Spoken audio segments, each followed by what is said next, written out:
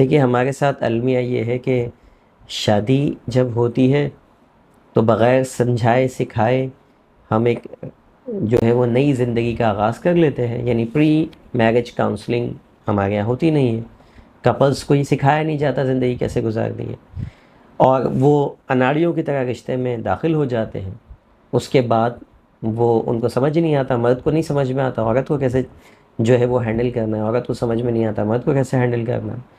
और उल्टे सीधे लोगों के मशवरे पे हम अपने रिश्ते बना रहे होते हैं या बिगाड़ रहे होते हैं।